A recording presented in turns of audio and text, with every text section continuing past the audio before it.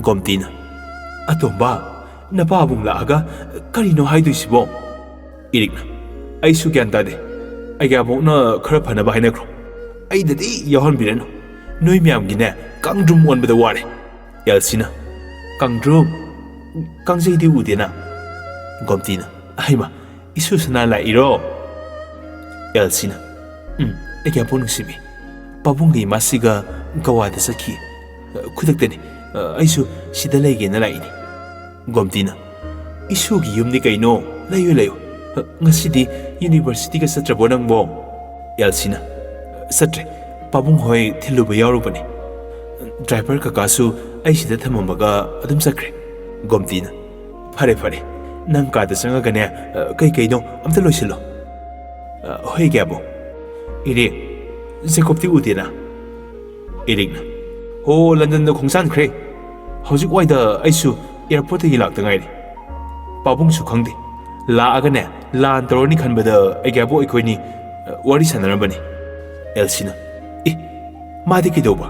Nate kaigino ba noina pabung tonda hairamdana hekta kusira si tawrise. No sideba. Angang mingap bangaktani. Noi ohumgi haktaktane yumse mathak makha walabani. Sayam wale ko noi. Irikna. Sayja amatana yeraga sarakbani. Amahane ohumba. Adunane. Amma sayrasu pulap yautaba. Gomdina. Isuna sida leradi no passing se warakpa yabani. Aikhoidi ahal oire. Iwa lawbide. Elsina. Lisuna. Mathong muram khangdebi amaga hek luhungudana ne. Sarbana saredana. Ada kidoromni khanbadane. Aina oina kok pungamdre. Amma loikida ngairi.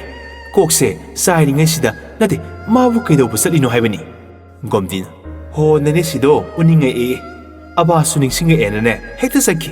Wa langa ngangnabane nang hoba sanate. Elsina. Thajade. Adugi oiramoi. Aikhoi Jacop ki kok khangi. Maram leramgani. Maram do hairadi yara aroina namdana sakibani. Nesigi namada. Irikna. Kok wangbagi masin mokpagi manaktane kuina leningde. Police ki masanina wahangse cha hangani. Hangtringaidane aida like pasawurage.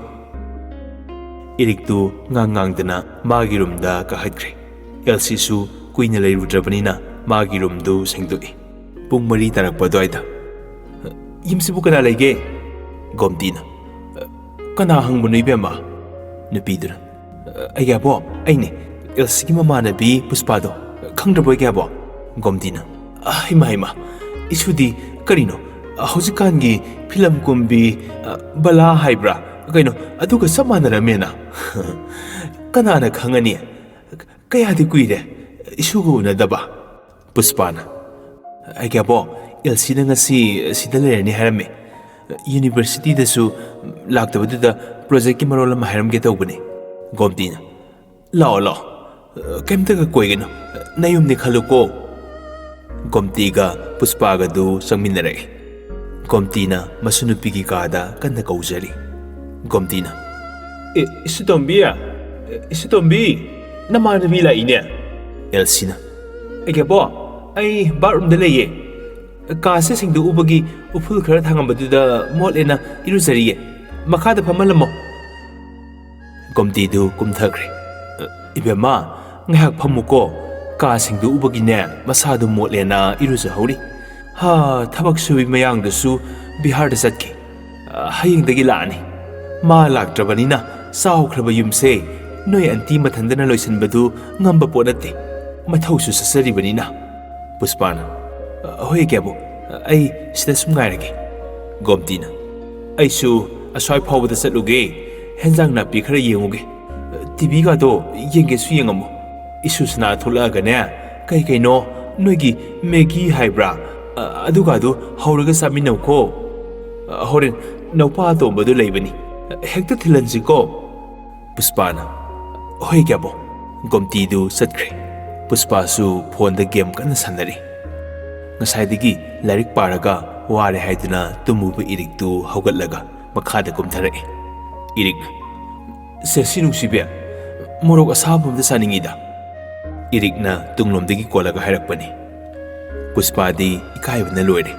Wa phawba ngangba ngamdre. Irikna. Sesia mimi singju jasira. Puspa karisu khumde. Irikna, kaino, tumin leisibo. Wah, sampu manam si paudi. Ngaure, nuksibana, si muk fazaba, maitay nupim tu uzadri. Sakta, pibamda, murtida, larik suhay. Masa sunali, tabak supay. Elsie na. Ho, kolido thado o. Maring salamaniye. Wrong turn. Ay sidalaye. Irikna, mamay do haidrok pada, masisidi, matagdagi, masamasot padu, tawela tay thok lirammi. Irikna. Sino ka na? Adu hairaga, kolido thadok tangay, saptharaga yengi. Irikna. Oy ma, bala mong thore. Zeng. Puspana. Oy ma. Animag kangpre kangminay. Irikna. Saway deko, suiki bani. Puspana. Hoy. Elsie na. Bhai, kakalo. Atombo ibe phabani. Yai mo irmadina, tiki ki hola dabani. Pulisina, kay masuno kay na lore dabani. Irikna. Sesya, asibuwani kay na mingonda haisibo. Elsie na. Ikay riro, nasigo mani. Kaisu khaluno. Puspaga Elsie ga kaata sangre. Irikna. Oy ma. Balaga loy lehore. Kaino, mihul sina tainyo ona no holay sina. Ay koy hero ni lay tringay sida phazaba saksa amta nehoragi tomta. Mondaga nungay na makada TV yang le. Mana TV yang banade. TV na ma yang bani. Gomti na. Atomba, nasisigi mama na bido sakra bro. Irikna. Satri, lay bani. Sesi kada. Gomti na. Isya tombi. Elsie na. Ay bo. Gomti na. Singju lerak bani. Kelisanaga yaw bani. Saminaru laone. Elsie na. Hoy bo. Ahumdu singju saminari. Gomti di magi kada sangre. Sahaba yawde. Nupado di loire. Mathanta irang hauri. Tumin su yengi. Elsie na. Kanano mo call tarisina. Bhai, saramu ko. Elsie du phol lakpagi haifet thokre. Irikna. Mingki goge. Puspana. Se puspa. Irikna. Se du su minglo. Adumay khalasu yaida. Hoy. Se puspa se kaidino. Thamoy banday ne. Biyap ka laybro. Kaygino. Sumhang bani. Sawino. Yam kairabo. Kaideda. Aiga noise siga se. Adugumba irang naiti. Propose di toramnida. Nupi haisidi thigera phasagera nuksi pami hairakpase masana tabani. Maduda thoina wakhal thadarujre. Isagi apamba ningjabase thungdri phau nuksi nungoldagi lapna thamge khanduna ngasi phauba lamlanba matadane imisi yangjadri. Irikna. Saktana tana ngangthorokpasu yam phase yam leme. Aidi ngaure. Sorry. Iriktu ikai manbana tuminna leikre. Elsie su sangnai. Puspana. Kanano bai? Elsie na. Aikoi palem ne. Number amasin baduda khangdraba. Gawa yauri. Sida leirabra na hangpuni. Puspana. Oh, ado singju su sare. Ay musalagi. Matam se thengjile eba. Elsie na. Hoy. Iria. Nang ngahakta thinbiruso. Nuise puspase. Irikna. Nupi noigi dialogue se siasi pandramakti sugaya drabo. Elsie na. Sak phazaba ipa tombo. So. Thimbiruso. Irikna. Lao. Adu hairamaga mang thana thokre. Puspana. Bhai, salake ko. Elsie na. Oh, sumle heroge ko. Ngahak leraga sanaga tomga suhale. Sanana. Haima. Isa lakpa kayam kuirage. Elsie na. Kuirenti. Aidi sida matam khara leiduini. Tomna.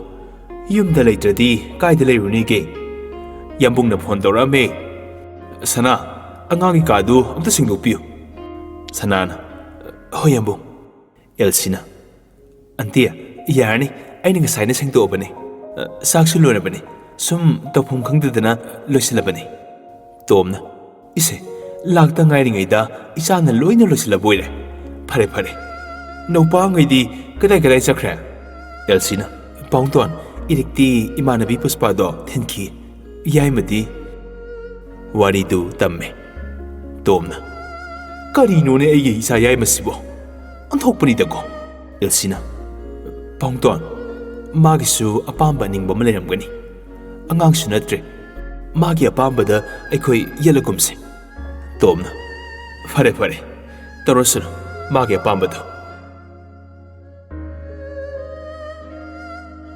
ꯑꯁꯨꯝꯅ ꯁꯨꯝ ꯍꯧꯈ꯭ꯔꯦ ꯏꯔꯤꯛꯁꯨ ꯄꯨꯁꯄꯥꯒ ꯐꯣꯟꯗ ꯋꯥꯔꯤ ꯑꯗꯨꯝ ꯁꯥꯟꯅꯩ ꯏꯔꯤꯛꯅꯗꯤ ꯅꯨꯡꯁꯤꯖꯩ ꯄꯨꯁꯄꯥꯁꯨ ꯃꯗꯨ ꯈꯪꯗꯕ ꯅꯠꯇꯦ ꯑꯗꯨꯕꯨ ꯏꯆꯝ ꯆꯝꯅ ꯂꯣꯏꯅꯩ ꯏꯔꯤꯛꯁꯨ ꯄꯨꯁꯄꯥꯒꯤ ꯆꯝꯂꯕ ꯃꯑꯣꯡꯗꯨꯗ ꯀꯩꯁꯨ ꯍꯥꯏꯖꯕ ꯉꯝꯂꯝꯗꯦ ꯊꯥ ꯑꯃꯒꯤ ꯃꯇꯨꯡꯅꯤ ꯍꯜꯂꯣ ꯅꯨꯡꯉꯥꯏꯔꯤꯕꯣ ꯌꯥꯝꯕꯣ ꯍꯥꯎꯅꯦ ꯅꯪ ꯌꯥꯝ ꯐꯠꯇꯦ ꯀꯩꯅꯣ ꯍꯛꯆꯥꯡ ꯑꯁꯨꯛ ꯐꯔꯤꯁꯤꯕꯣ ꯐꯠꯇꯦ ꯀꯩ ꯑꯕꯦꯝꯅ ꯀꯩꯒꯤꯅꯣ ꯀꯩꯝ ꯍꯥꯏꯔꯛꯇ꯭ꯔꯤꯗꯤ ꯖꯦꯀꯣꯞ ꯍꯥꯏꯔꯛꯏꯁꯤꯗꯤ ꯊꯥ ꯑꯃ ꯍꯦꯜꯂꯒ ꯍꯥꯏꯔꯛꯄꯁꯤꯔꯣ ꯑꯩꯉꯣꯟꯗꯗꯤꯅꯦ ꯉꯔꯥꯡꯗ ꯑꯣꯏꯔꯕꯣꯏ ꯅꯤꯡꯉꯤ ꯑꯕꯦꯝꯅ ꯑꯗꯣ ꯑꯩ ꯆꯍꯤ 3ꯃꯨꯛ ꯂꯩꯈꯤꯅꯤ ꯑꯕꯦꯝꯅ ꯑꯁ ꯂꯣꯏꯔꯦ ꯖꯦꯀꯣꯞ ꯂꯣꯏꯗ꯭ꯔꯤꯍꯦ ꯍꯧꯗ ꯉꯥꯏꯔꯤ ꯅꯪꯕꯨ ꯆꯦꯞꯇꯔ ꯀꯥꯜꯂꯦ ꯀꯥꯏꯅ ꯍꯥꯏꯈꯤꯗꯥꯏꯅꯦ ꯀꯥꯜꯂꯔꯣꯏꯒꯦ ꯇꯧꯅꯤ ꯀꯥꯟꯊꯣꯛꯈ꯭ꯔꯁꯤ ꯌꯥꯔꯦꯕ ꯏꯔꯥꯡ ꯌꯥꯝ ꯍꯦꯟꯖꯜꯂꯝꯃꯦ ꯅꯨꯡꯁꯤꯕꯁꯨ ꯇꯝꯕꯤꯔꯝꯂꯒ ꯑꯃꯨꯛꯁꯨ ꯏꯔꯥꯡ ꯄꯥꯝꯕꯤ ꯇꯥꯍꯟꯕꯤꯔꯦ ꯔꯣꯃꯤꯌꯣ ꯖꯨꯂꯦꯠꯀꯤ ꯂꯥꯏꯔꯤꯛꯀ ꯄꯥꯕ꯭ꯔꯣ ꯑꯗꯨꯒꯨꯝꯕꯒ ꯄꯥꯕ ꯁꯪꯖꯗꯦ ꯌꯥꯝꯕꯣ ꯊꯣꯔꯛꯑꯣꯕ ꯌꯥꯝꯕꯣꯒ ꯌꯥꯝ ꯎꯅꯤꯡꯉꯦꯕ ꯑꯩꯈꯣꯏꯗ ꯆꯠꯂꯣ ꯏꯃꯥꯁꯤꯗꯅꯦ ꯑꯩꯒꯤ ꯐꯣꯇꯣ ꯑꯃ ꯄꯤꯌꯨ ꯍꯥꯏꯌꯨ ꯌꯥꯔꯦ ꯊꯝꯃꯣ ꯍꯣꯏ ꯍꯣꯏ ꯊꯝꯃꯒꯦꯀꯣ ꯌꯥꯔꯣꯏ ꯑꯩ ꯀꯞꯆꯔꯛꯁꯅꯤ ꯊꯝꯃꯣ ꯍꯥꯏꯗꯥꯏꯅꯦ ꯃꯁꯤ ꯅꯨꯄꯥꯁꯤ ꯃꯤ ꯆꯥꯛꯍꯟꯕ ꯌꯥꯝ ꯍꯩ ꯐꯥꯒꯤ ꯇꯧꯕꯅꯤꯗ ꯑꯩꯁꯨ ꯅꯪꯕꯨ ꯌꯥꯝ ꯎꯅꯤꯡꯉꯦ ꯑꯗꯨ ꯌꯥꯝꯕꯣ ꯋꯤꯟꯅꯔ ꯑꯣꯏꯔꯕꯣ ꯑꯣꯏꯗꯦ ꯅꯪꯅ ꯅꯨꯡꯁꯤꯕ ꯌꯧꯗꯕꯅꯤꯅ ꯌꯥꯝꯕꯣ ꯑꯗꯨꯒꯤꯔꯣ ꯊꯣꯔꯛꯑꯔꯣꯏ ꯍꯥꯏꯔꯤꯁꯦ ꯍꯣꯏ ꯑꯩꯅ ꯅꯨꯡꯇꯤꯒꯤ ꯗꯨꯛ ꯊꯥꯡꯃꯩꯒ ꯊꯥꯗꯅ ꯈꯨꯔꯨꯝꯖꯔꯤꯁꯦ ꯏꯁꯣꯔꯅ ꯆꯥꯟꯕꯤꯗ꯭ꯔꯕ ꯏꯁꯣꯔꯗꯒ ꯇꯥꯏꯅꯧꯅꯨ ꯏꯔꯨꯖꯗꯅ ꯗꯨꯛ ꯊꯥꯔꯒ ꯀꯥꯏꯗꯩ ꯗꯥꯎ ꯌꯥꯗꯣꯏꯅꯣ ꯑꯗꯨ ꯊꯥꯖꯕꯤꯗꯕ ꯐꯩ ꯐꯩ ꯀꯩꯁꯨ ꯀꯥꯏꯗꯦ ꯌꯨꯝ ꯄꯥꯟꯗ꯭ꯔꯁꯨ ꯌꯥꯏ ꯅꯨꯄꯥ ꯐꯪꯗꯦꯗꯤ ꯍꯥꯏꯅꯤꯡꯗ꯭ꯔꯒ ꯀꯨꯏꯅ ꯋꯥꯔꯤ ꯁꯥꯔꯨꯗ꯭ꯔꯦ ꯀꯥꯏꯅ ꯅꯨꯡꯉꯥꯏꯇꯕꯒ ꯐꯥꯎꯗ꯭ꯔꯥ ꯈꯪꯗꯦ ꯈꯠꯅ ꯍꯧꯗꯣꯏꯗ ꯉꯥꯏ ꯂꯩ ꯅꯪꯅ ꯁꯥꯎꯔꯒ ꯂꯩꯕꯗꯣ ꯑꯩꯗꯤꯅꯦ ꯌꯥꯝ ꯅꯨꯡꯉꯥꯏꯕꯗꯣ ꯑꯦꯅꯤꯅ ꯌꯥꯏꯃ ꯅꯣꯏ ꯑꯪꯀꯜꯅ ꯇꯤꯀꯦꯠꯇꯨ ꯗꯦꯠ 5ꯇ ꯑꯣꯏꯅ ꯀꯛꯂꯦ ꯍꯥꯏꯔꯛꯄꯅꯤꯀꯣ ꯖꯦꯀꯣꯞ ꯑꯧꯅꯦꯁꯤ ꯑꯕꯦꯝꯅ ꯀꯗꯔ ꯃꯄꯤꯌꯦ ꯖꯦꯀꯣꯞ ꯀꯩꯅꯣ ꯑꯕꯦꯝꯅ ꯗꯦꯠ 5ꯇ ꯇꯤꯀꯦꯠ ꯀꯛꯑꯦ ꯍꯥꯏꯗꯣ ꯑꯩꯁꯨ ꯇꯥꯍꯧꯕꯗꯣ ꯖꯦꯀꯣꯞ ꯏꯟꯗꯤꯌꯥꯒꯤ ꯅꯠꯇꯦꯍꯦ ꯔꯨꯁꯤꯌꯥꯒꯤꯅꯤ ꯂꯤꯒꯤ ꯃꯅꯥꯛꯇꯅꯦ ꯆꯠꯂꯨꯒꯦ ꯇꯧꯕ ꯆꯠꯂꯨ ꯄꯩꯁꯥ ꯄꯥꯏꯕ ꯅꯣꯏꯗꯤ ꯑꯩꯈꯣꯏꯅ ꯅꯛꯈ꯭ꯔꯕ ꯃꯣꯔꯦ ꯑꯁꯦ ꯑꯁꯤꯐꯥꯎꯕ ꯆꯠꯄ ꯐꯪꯖꯗ꯭ꯔꯦ ꯃꯣꯔꯦ ꯆꯠꯅꯤꯡꯉꯤꯔꯣ ꯍꯣꯅꯤꯃꯨꯟ ꯆꯠꯂ ꯂꯣꯏꯔꯦ ꯀꯩꯅꯣ ꯍꯣ ꯀꯩꯝꯇꯒ ꯆꯠꯆꯔꯔꯣꯏ ꯌꯨꯝꯗꯒꯤ ꯍꯦꯟꯗꯣꯛꯆꯔꯔꯣꯏ ꯅꯣꯏꯒꯤ ꯍꯣꯅꯤꯃꯨꯟꯒꯥꯗꯣ ꯆꯠꯆꯅꯤꯡꯗꯤꯌꯦ ꯍꯣꯏꯗ ꯀꯩ ꯀꯥꯟꯅꯅꯕ ꯋꯥꯊꯤꯅꯤ ꯑꯗꯨꯏ ꯁꯔꯨꯛ ꯌꯨꯝꯒꯤ ꯌꯨꯝꯕꯨꯔꯦꯝꯕꯤ ꯑꯣꯏꯔꯒ ꯅꯣꯡꯉꯥꯟꯗꯩ ꯅꯨꯃꯤꯠ ꯇꯥꯕ ꯐꯥꯎ ꯌꯨꯝꯒꯤ ꯊꯕꯛ ꯁꯨꯔꯒ ꯂꯩꯌꯨꯀꯣ ꯌꯥꯝꯕꯣ ꯍꯥꯎꯅꯦ ꯕꯦꯂꯦꯟꯁ ꯌꯥꯝ ꯇꯥꯔꯝꯃꯅꯤꯌꯦ ꯀ꯭ꯔꯣꯔꯄꯇꯤ ꯑꯩꯉꯣꯟꯗꯕꯣ ꯅꯨꯡꯇꯤꯒꯤꯅꯦ ꯂꯥꯛ 5ꯒꯤ ꯋꯥꯔꯤ ꯁꯥꯟꯅꯁꯦ ꯄꯦꯜꯂꯤꯍꯦ ꯑꯣꯏꯕ ꯉꯁꯥꯏꯗꯒꯤ ꯂꯧꯈꯠꯄ ꯌꯥꯕ ꯊꯃꯣꯏ ꯍꯔꯥꯎꯕ ꯋꯥꯍꯩ ꯑꯃꯠꯇ ꯍꯦꯛ ꯍꯥꯏꯕꯤꯗꯦ ꯑꯣ ꯊꯃꯣꯏ ꯍꯔꯥꯎꯕ ꯋꯥꯍꯩ ꯇꯥꯅꯤꯡꯉꯤꯔꯣ ꯐꯔꯦ ꯐꯔꯦ ꯑꯗꯨꯗꯤ ꯅꯁꯛꯇꯣ ꯂꯥꯏꯀꯣ ꯆꯥꯕꯤ ꯃꯥꯜꯂꯦ ꯌꯥꯔꯕꯣ ꯑꯩ ꯇꯨꯝꯅꯤꯡꯉꯦ ꯊꯝꯃꯒꯦ ꯑꯌꯨꯛꯁꯤꯗ ꯑꯃꯨꯛ ꯇꯨꯝꯗꯣꯏꯕ ꯍꯣ ꯑꯩꯈꯣꯏ ꯁꯣꯝꯗꯗꯤꯅꯦ ꯅꯨꯡꯗꯥꯡꯒꯤ ꯄꯨꯡ 10 ꯇꯥꯗꯧꯔꯦ ꯍꯣꯏ ꯇꯨꯝꯃꯣ ꯁꯛꯊꯤꯕꯤ ꯂꯤꯟꯗꯥꯎꯕꯤ ꯒꯨꯗ ꯅꯥꯏꯠ ꯌꯥꯝꯕꯨꯡ ꯐꯣꯟ ꯊꯝꯃꯝꯗꯥꯏꯁꯤꯐꯥꯎ ꯅꯨꯡꯉꯥꯏꯕ ꯅꯨꯡꯁꯤꯕ ꯋꯥꯍꯩ ꯑꯃꯠꯇ ꯍꯦꯛ ꯍꯥꯏꯕꯤꯔꯛꯇꯦ ꯃꯁꯤꯕꯨ ꯑꯩ ꯅꯨꯡꯁꯤꯔꯤ ꯖꯥꯠꯂꯥ ꯅꯠꯇ꯭ꯔꯒ ꯅꯨꯡꯁꯤꯗ꯭ꯔꯤ ꯖꯥꯠꯂꯥ ꯒ꯭ꯌꯥꯟꯒ ꯇꯥꯖꯗꯦꯗ ꯑꯕꯦꯝꯗꯨ ꯃꯊꯟꯇ ꯃꯨꯔꯨꯝ ꯁꯣꯜꯂꯒ ꯇꯨꯝꯈ꯭ꯔꯦ ꯁꯣꯝꯗꯅ ꯏꯔꯤꯛꯁꯨ ꯇꯣꯀꯤꯡ ꯅꯨꯡꯉꯥꯏꯔꯦ ꯏꯔꯤꯛꯅ ꯋꯥꯍꯩ ꯍꯦꯛ ꯈꯨꯗꯤꯡꯒꯤ ꯑꯉꯥꯡꯗꯨ ꯅꯞꯇ꯭ꯔꯗꯤ ꯌꯥꯗ꯭ꯔꯣ ꯄꯨꯁꯄꯥꯅ ꯑꯉꯥꯡꯗ ꯑꯉꯥꯡ ꯍꯥꯏꯗ꯭ꯔꯗꯤ ꯀꯩꯅꯣ ꯑꯁ ꯅꯨꯡꯁꯤꯅ ꯋꯥꯔꯤ ꯁꯥꯁꯤꯕ ꯆꯠꯂꯣꯍꯦ ꯑꯉꯥꯡ ꯆꯩ ꯂꯥꯛꯀꯅꯤꯀꯣ ꯏꯌꯥ ꯑꯃꯨꯛꯀꯁꯨ ꯍꯥꯏꯔꯛꯑꯦ ꯏ ꯌꯥꯝ ꯀꯥꯗꯧꯔꯤ ꯇꯨꯝꯃꯝꯗꯥꯏꯁꯤꯗ ꯇꯨꯝꯃꯣ ꯃꯔꯝ ꯃꯣꯛꯄꯅꯤ ꯋꯥꯗꯤ ꯅꯣꯏ ꯄꯥꯖꯤ ꯑꯩꯈꯣꯏ Jacob ꯊꯣꯔꯛꯑꯗꯤꯅꯦ wari fazana saha fangaroi mi nangbo Noi Jacop tu manghaw yam thi nupa su yam thoi hai noi se sina sumbro 100 chume tuin su oidiba aduga nangna samna homorai surisina kaigi khenman ro du de aina nupa thodine leisabi punsi si loisilani khangdri oh leti killer oire noi liduna kari irigna pin drop silent homorai tumo yare ai su tumningi maramok pani pati good night thamam dai sibo hek nusibagi waya pateg haibidemi ahal da nusirubasi wabazani iriksu mathanta murum solaga tumgre nongale sanadu eniga wari sanarami sanana hoi kaishu saudreda mage apambadu adum torosano na hairabani enina hoi isu khangba kuidri nungdang khuding satpaduda singnarakpadagi moi mamoga tumini nabani adugadi madi UK gi botchilaga thokpo irame media da sakti lole maming sune zekre korame sahi ahum amaga sangthana layu haibazani ada mana lohongmu loiraga mu lakhi gena moi party gi da hairama male ho noi namma phajabi gi masanupi abemdo aduni mana lohongni hairido oh mana hai handakti aisu thorke khalini iyagi lohongbu yaugena apasti school chale pharak darni ima hoiga lehojani aidang thorage thora o atei kona khanarasu naya yai madu luhongbirasi mi masadu mana uru leibada leifam khanglaroi mi masani adrasu yum thokpagane khudakta pharga lawniga na hariponi onthona pamserura male angawbana ne masa nungsibagumani hayeng nupi thirakanda ngawba hanjani hairabani imasinadi nupi thirakanda kharadi ngawba halanida hanbu haladi phaye aidi phubi gadrana pakhatjaribani abemdusune singba ngagdina tene ipang pangje nongta kedana langdana kumai harauga yawba ngangnate mayumgi leita laira awabada saruk yazaraga leirabani aidine nuksibana ima oido bera khangde inama phasabidusu pharidudi masasu phatabani aikhoi ahumsisu mana iruzabiba sak bijaba tumhanba loini yakhaidudi aikhoi kanamtani yadrasu angang loinaba phasana takpi tambiba haibagi masana bu phadradi kaino gomtina sanana imase gomtina kanaga noni wari saidubo sanana enigani paigire masya gomtina hoi kadai enina masya gomtina bam yai medubu kashi tawde ko ho kashi tawdiye abas ka dum lei tang manga da laani aisu thoroktoini aina kitang kona laage hoi isu di pora oidro pora roige aidang laage yai magi lohongbu yawboina fare kanade yai masi